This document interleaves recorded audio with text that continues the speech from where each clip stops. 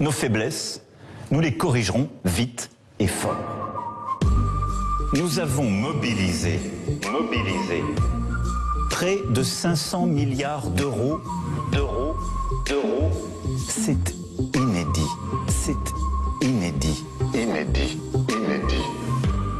Nos forces, nous les conforterons. Nos faiblesses, nous les corrigerons vite et fort. Vite et fort. Vite et fort.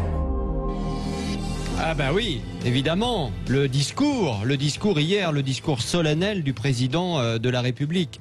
Voyez, nous on remixe Macron quand même, hein. On ose remixer Macron. Ouais, mais... Nadine Morano qui est avec nous. Bonsoir Nadine Morano.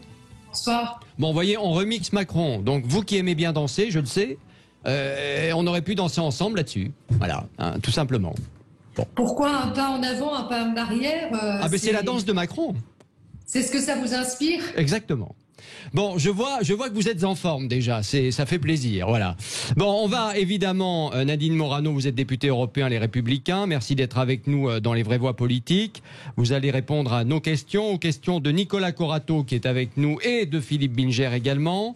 Nadine Morano, avant de parler du président Macron et de son allocution solennelle hier soir, qu'avez-vous envie de dire tout d'abord à Éric Zemmour? Éric Zemmour, dont le numéro de téléphone a été divulgué sur les réseaux sociaux. Il reçoit depuis 3 jours des tombereaux d'insultes et de menaces de mort. Qu'avez-vous envie de lui dire? D'abord, toute mon amitié et puis ma solidarité. Mais vous savez, Éric Zemmour et moi, nous sommes en relation régulièrement. Nous échangeons, nous débattons sur les idées pour la France, pour l'Europe. Je suis pas en accord avec tout, hein, et c'est justement l'intérêt de débattre. Mais je subis comme lui des menaces régulières. Moi, j'ai reçu des menaces de mort. J'ai été obligée de mettre, vous voyez, ma permanence ici, parlementaire, sous protection vidéo 24 heures sur 24. Mon domicile. J'ai reçu une menace de viol audio. Hein, voilà, c'est ce qui se passait pas il y a quelques années. Ça n'arrivait pas. Moi, j'ai été élue pour la première fois députée en 2002. Je ne vivais pas ce genre de désagrément. Ça devient violent, quelquefois insupportable, voire terrifiant pour les membres de notre famille, qui se demandent si on ne risque pas notre vie et la leur aussi. Voilà. Et dès que vous parlez de certains sujets, notamment islam, port du voile, eh bien, vous pouvez être sûr que dès que vous faites une intervention comme celle-là sur ces sujets dans une émission de grande écoute, par exemple chez Jean-Jacques Bourdin ou ailleurs.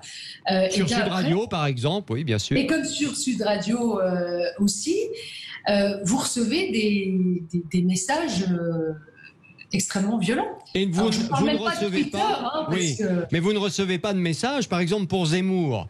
Est-ce qu'à votre avis, il faudrait que, vu ce qui se passe pour Zemmour, on n'en parle pas tant que ça? Vous avez écouté les infos comme moi aujourd'hui, c'est comme s'il se passait rien pour Zemmour. Mais pardon, ça fait 3 jours aujourd'hui que il est insulté par les pires mots, évidemment, sur son téléphone, et je n'entends pas le président de la République l'appeler pour le rassurer, etc.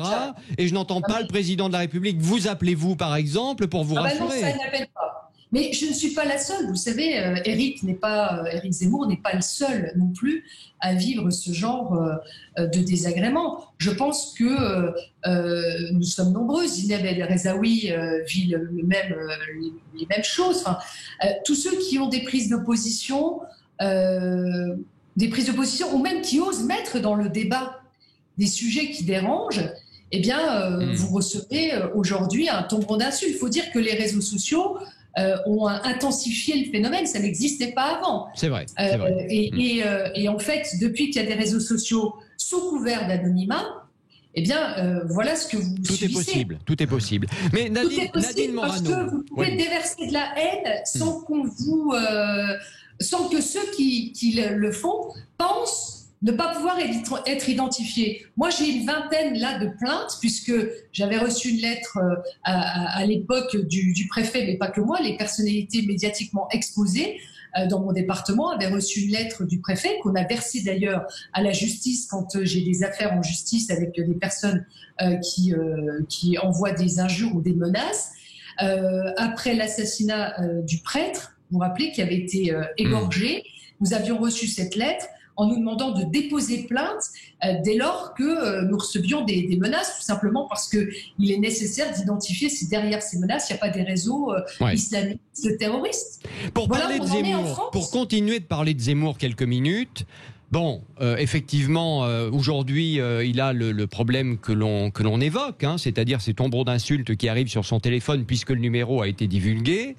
Mais ça arrive aussi parce qu'il y a une partie de la France qui n'est pas d'accord avec Éric Zemmour, qui estime que Éric Zemmour... Non mais j'ai dit une partie. Une partie de la France qui n'est pas forcément d'accord avec Zemmour et donc qui estime qu'il est raciste. Est-ce que Zemmour, selon vous, est raciste ? Non mais vous dites c'est une partie de la France. Non, pardon. C'est pas une partie de la France, c'est une catégorie de personnes qui se mettent en marge de la République, qui ne respectent ni nos valeurs, ni notre mode de vie, ni notre culture, qui veut abattre notre civilisation, qui ne tolère pas le débat. Est-ce que Zemmour est raciste? C'est la question. Non mais quand il s'est passé le drame à Charlie Hebdo, quand on assassine en France des dessinateurs de Charlie Hebdo, qu'est-ce que vous croyez que c'est? C'est pour empêcher une communication, un débat sur des sujets qui dérangent. Et Éric Zemmour se place dans ce genre d'analyse qui dérange. Donc forcément, il est agressé. Attendez, Nicolas Corato, attendez 2 secondes s'il vous plaît, parce que je voudrais juste aller quand même un petit peu plus loin pour bien comprendre. Lorsque la justice condamne Éric Zemmour pour incitation à la haine raciale, c'est du racisme ou c'est pas du racisme? Par 2 fois. Écoutez, la justice a rendu son avis. 2 fois de suite, dans 2 affaires différentes. Oui, 2 fois de suite, j'ai pas exactement tout suivi. Il y a beaucoup de choses qui me choquent, si vous voulez. Aujourd'hui, on a l'impression qu'on ne peut plus parler de rien. Il faut faire très attention à ces tournures de phrases. Je pense qu'aujourd'hui, si le général de Gaulle était encore vivant, je pense qu'au regard de ce qu'il a écrit ou de ce qu'il a pu dire ou des conversations qui ont été ensuite relatées dans le livre de Perfit, je pense que on l'aurait à la fois traité en justice, traité de raciste et je ne sais quoi. Enfin, aujourd'hui, on traiterait le général de Gaulle d'extrémiste. Hein, vous faites aucune illusion. Mais d'ailleurs, vous-même, Nadine Morano, vous avez déjà été traitée de raciste. Oui, ça m'arrive quasi tous les jours, hein, et notamment par des gens qui n'acceptent pas. Par exemple, vous voyez, quand j'ai fait une communication sur l'affaire Traoré, j'ai expliqué très clairement que dans cette affaire, il n'y a pas, c'est pas un problème racial. Il n'y a pas de dimension raciale dans l'affaire Traoré. L'affaire Traoré, c'est une affaire qui est en justice, qui est en instruction. Et donc, il n'y a pas d'affaire raciale. C'est pas les Noirs contre les Blancs. C'est une famille dans laquelle la majorité de ses membres est ancrée dans la délinquance, multirécidiviste.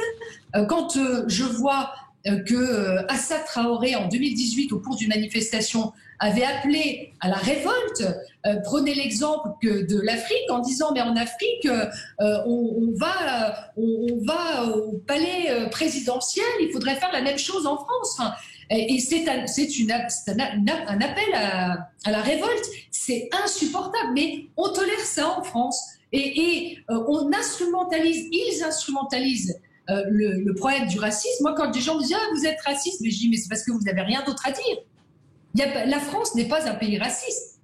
La France est un pays tolérant, accueillant, mais en revanche, certains qui vivent chez nous, qui ne supportent pas notre culture et qui ont envie d'importer leur culture chez nous, sont racistes à l'égard de la police, à l'égard de notre culture, à l'égard de ce que nous sommes. Mais ça, c'est une réalité. Aujourd'hui, on renverse les choses, on renverse les valeurs. Et il faudrait se mettre à genoux, comme l'a fait le ministre de l'Intérieur, face à cette manifestation, je le rappelle, interdite, illégale, une manifestation manifestation illégale, mais tolérée. Eh ben ça, c'est le en même temps d'Emmanuel Macron. Emmanuel Macron, hier, prend la parole, nous explique qu'il soutient les forces de sécurité, qu'ils ont la considération de la reconnaissance de la nation, mais à côté de ça, il ne vire pas Monsieur Castaner. Donc, s'il avait voulu montrer de la considération envers les forces de l'ordre, il aurait dû dire hier soir qu'il démettait Monsieur Castaner de ses fonctions. Là, il y aurait eu les actes et la parole, mais autrement, là, ça ne sert à rien. Ouais. Philippe Binger. Nadine Morano, juste, si vous le permettez, je trouve que Nicolas Corato avait toujours beaucoup de finesse, mais il y a une grande différence, Nicolas, entre le racisme qui consiste à dire que des races sont supérieures aux autres et une vision politique et sociale qu'a Éric Zemmour sur notre réalité nationale et qui de fait a entraîné sa condamnation à partir, de mon point de vue, d'une interprétation discutable de la liberté d'expression. Et je n'ai pas besoin de venir au secours de Nadine Morano là-dessus. Mais si je peux, Nadine, puisque j'ai la chance de vous connaître, comment expliquez-vous que la droite classique soit très largement inspirée dans les domaines régaliens, notamment dans le domaine judiciaire, par une philosophie de gauche? La question de l'ancien magistrat. Voilà. Hein? Philippe, moi je ne suis pas du tout d'accord avec vous, sauf sur l'affaire Zemmour, où je partage votre analyse. Mais s'agissant de la droite républicaine qui est totalement attachée à la sécurité, à l'autorité de l'État, ce qu'on ne trouve pas aujourd'hui. Enfin, moi, je peux vous dire que sous Nicolas Sarkozy, cette manifestation n'aurait jamais été tolérée ni acceptée. Avec nous au pouvoir, jamais il y aurait eu la manifestation organisée par les Traoré. Arrêtez de dire ça, Nadine Morano, parce que je vous rappelle que Sarkozy, quand même, qui avait promis de passer le Karcher dans les quartiers, ne l'a jamais fait, hein. Oui, ça c'est la grande expression qui est utilisée par certains. Bah oui, mais bon. Qui c'est qui a réduit les effectifs de police, Nadine Morano? Nicolas Sarkozy, vous le savez. D'accord. Non, mais ça c'est la grande rengaine. Mais oui, mais bon. Sans analyse. Oui. Non, mais sans réelle analyse. Je vous demande de travailler vraiment les sujets. D'abord, j'ai eu la chance d'être ministre aux côtés de Nicolas Sarkozy pendant 4 ans et demi. Je peux vous dire que nous étions... Parce que vous êtes toujours en train de décalquer une situation actuelle par rapport à une situation, par exemple, de 2007. Mais parce qu'on en paye les pots cassés aujourd'hui encore. Excusez-moi. En 2007, vous dites, vous avez réduit les effectifs de police. En 2007, nous n'étions pas dans une situation de terrorisme telle que nous l'avons vécue. La politique vous demande de vous adapter aussi en fonction de la gestion des deniers publics. Nous étions dans une démarche de réduction de la dépense publique, qui est nécessaire d'ailleurs pour notre pays. Nous avons mis en place une politique qui s'appelle la révision générale des politiques publiques. C'est vrai. Et donc, tous les ministères devaient mettre en place une réduction des dépenses publiques. Et c'était une situation qui convenait à la réalité de ce moment-là. Ce n'est pas une situation qui conviendrait maintenant. En revanche, quand vous me parlez du Karcher, bon, la réalité, c'est que nous avons eu à gérer la crise économique de 2008, que les efforts ont été portés massivement sur la gestion de cette crise, et heureusement. Mais Nicolas Sarkozy, lui, si vous voulez, dans la gestion des quartiers, au-delà de ce que nous avons fait avec Jean-Louis Borloo sur l'agence de rénovation urbaine, sur l'ANRU, tout le programme que nous avons mis pour rénover les quartiers, nous avons créé les internats d'excellence, nous avons créé des dispositifs. C'est pas suffisant, hein, je ne vous dis pas que c'est suffisant. Je dis que nous avons à ce moment-là mis en place des politiques de maîtrise de l'immigration. Ce qui ne va pas aujourd'hui, c'est qu'on a une immigration beaucoup trop élevée, beaucoup trop élevée. Il faut, je vais vous dire, mais réduire massivement l'immigration dans notre pays, mais massivement, je vous le dis, parce qu'on ne peut plus avoir une immigration. Là, on n'arrive pas à intégrer ceux qui sont chez nous. Il faut le dire. Vous avez des gens qui sont arrivés sur notre territoire qui ne s'intègrent pas et qui ne veulent pas s'intégrer. Mais comme c'est devenu open bar, hein, on laisse venir chez nous des gens qui demandent le droit d'asile, avec des procédures qui sont longues, des gens qu'on ne renvoie jamais. Les mineurs non accompagnés, qui avant étaient 500 dans les années 90, ils sont 40 000 aujourd'hui. Ça coûte 2 milliards d'euros à nos départements. C'est insupportable. La France fait partie des très rares pays en Europe qui ne renvoient pas les mineurs non accompagnés dans leur pays d'origine. Pourtant, les textes européens permettent de renvoyer les mineurs non accompagnés chez eux dès lors qu'ils peuvent être accueillis par un membre de leur famille, par un tuteur ou par un centre d'accueil. Eh bien, nous, on est devenu le réceptacle quasi d'un système organisé qui font venir en France des garçons, parce qu'en majorité, ce ne sont que des garçons mineurs non accompagnés en provenance des pays africains. Nadine Morano, on va continuer cette discussion dans un instant. Évidemment, dans les vraies voix politiques sur Sud Radio, lundi soir politique avec Nadine Morano, députée européen Les Républicains. Et vous pouvez poser vos questions si vous le souhaitez. 0826 300 300. À tout de suite.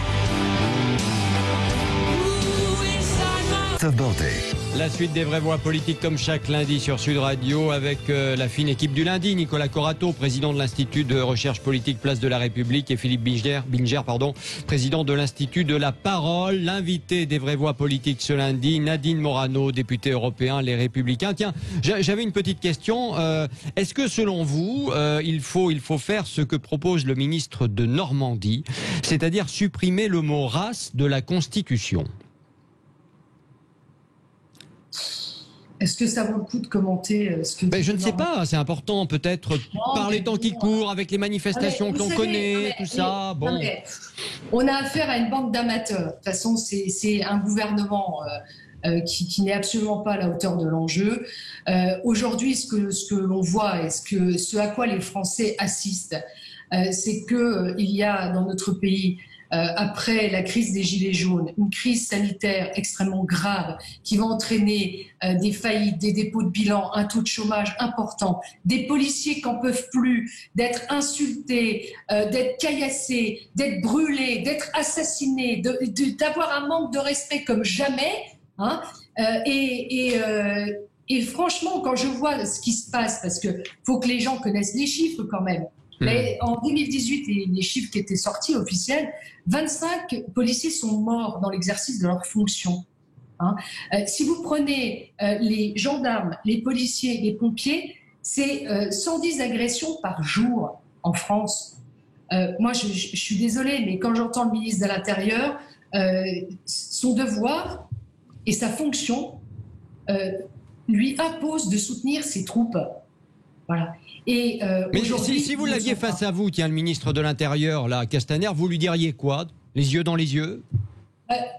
Quitte à mettre un genou à terre et à vouloir se faire mettre par terre la République, je vous dirais qu'il ferait mieux de repartir chez lui à Marseille. Je crois qu'il est originaire de là-bas. Oui, à côté, pas très loin. Pas très loin. Pas sympa pour les Marseillais. Oui. Franchement, c'est pas sympa pour les Marseillais. Oui, c'est vrai. Ouais, mais je pense que c'est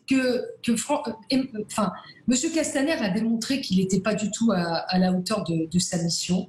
Les policiers, vous avez vu, et partout dans les territoires, hein, nous on reçoit des messages, mais par dizaines, hein, des forces de sécurité dans nos régions qui n'en peuvent plus de ce manque de respect, qui n'en peuvent plus... non mais ça on a bien compris, mais concrètement, on va revenir sur les policiers. Mais ce mot race, ça pose un problème aujourd'hui ou pas? Mais ce qu'il faut, c'est endiguer un phénomène de racisme. C'est pas en supprimant un mot que vous vous attaquez au mal. Vous voyez ce que je veux dire? Donc, à quoi ça sert de vouloir enlever un mot d'un dictionnaire? C'est symbolique. C'est symbolique. Non, mais les gens, ils veulent pas du symbolique. Les gens, ils veulent du pragmatique et ils veulent de l'efficacité. Aujourd'hui, c'est pas ça que propose le gouvernement.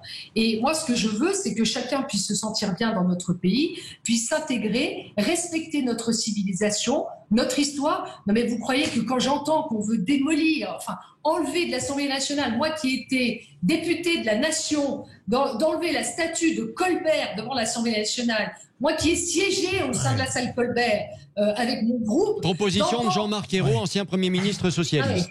Mais ils sont tous tombés sur la tête. C'est de la folie pure. Ils sont tombés sur la tête. Et les Français, moi les messages que je reçois, c'est qu'on me dit mais ça va plus dans ce pays.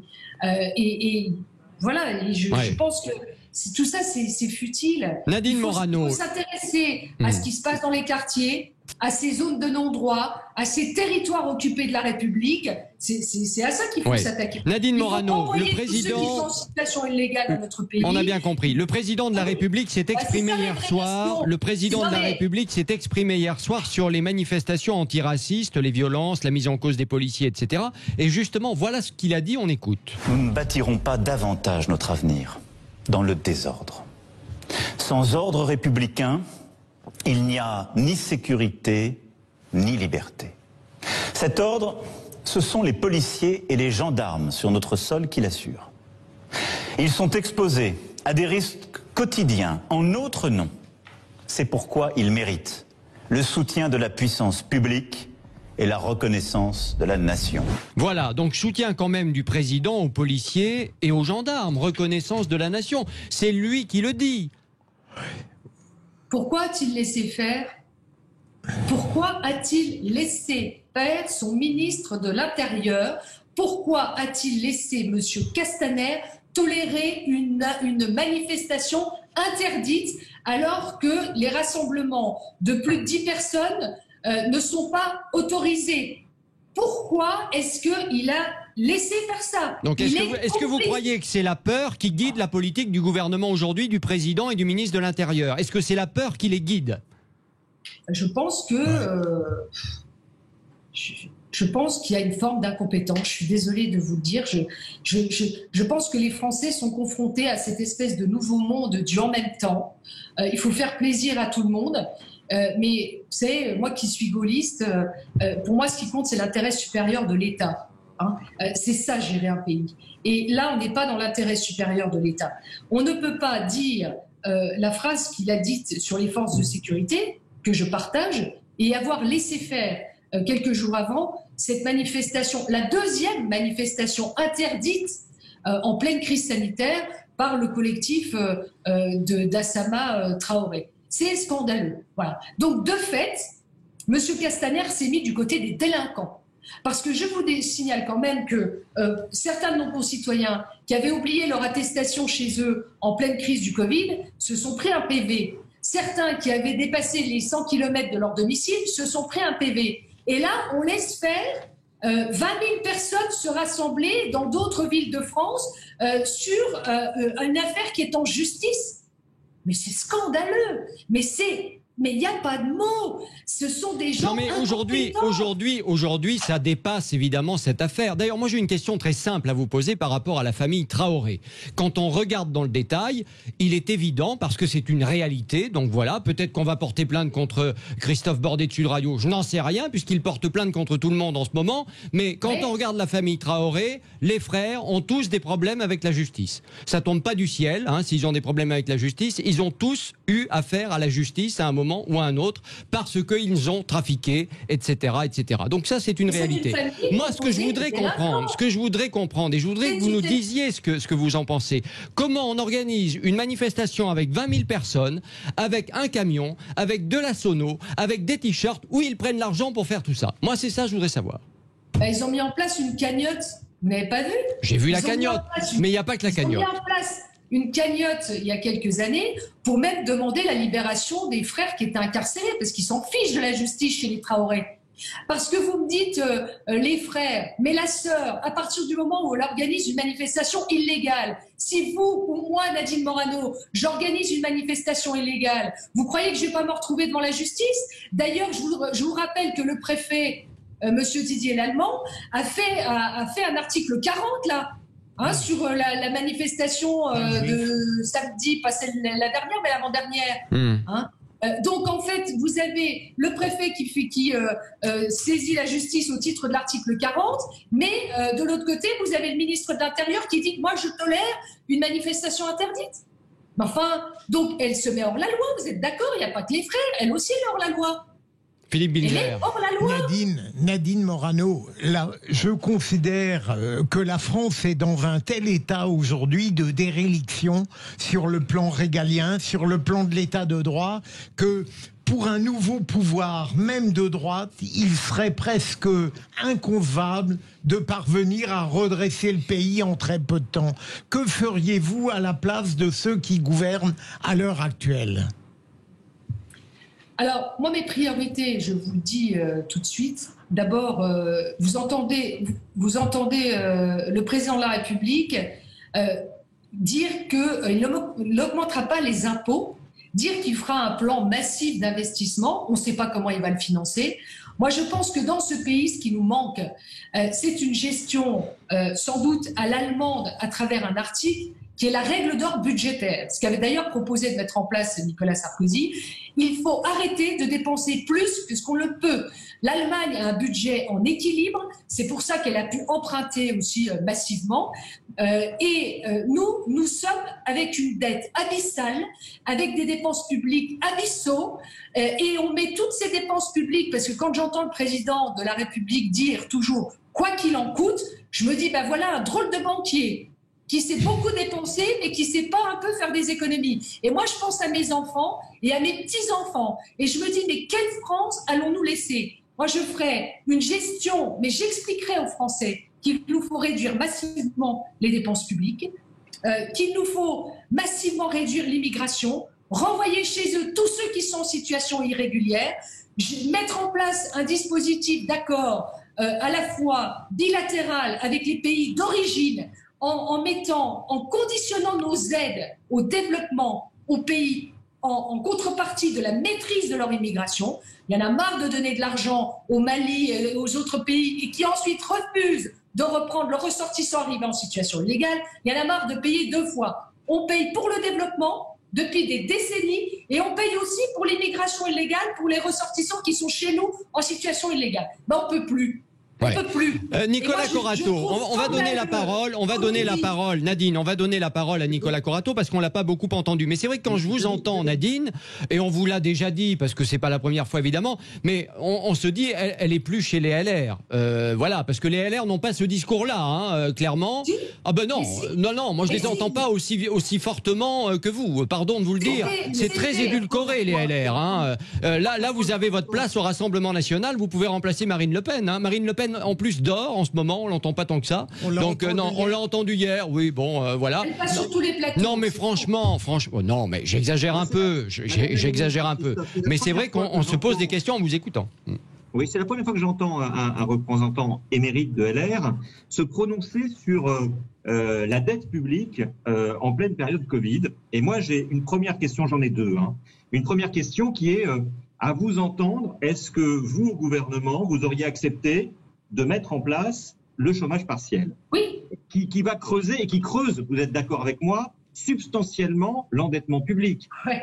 Le chômage partiel pour tous, c'est une... Non mais, disons les choses. Vous pouvez pas dire il faut lutter contre l'endettement pour nos fils et nos petits-enfants, et puis dire d'une certaine manière, je fais rien. Le quoi qu'il en coûte, il est intéressant, y compris quand on est d'une famille gaulliste, sociale, comme vous, d'une certaine manière. Allez, la réponse de Nadine Morano, s'il vous plaît. Monsieur Corato, d'abord, soyons clairs et replaçons les choses dans le contexte. On s'est retrouvés confinés, obligés de rester chez soi, uniquement parce que le gouvernement de monsieur Macron, comme celui de François Hollande, nous ont orchestré une pénurie de matériel sanitaire en France. Nous avions créé en 2007 l'EPRUS, l'établissement pour la réserve pour les urgences sanitaires. Bon.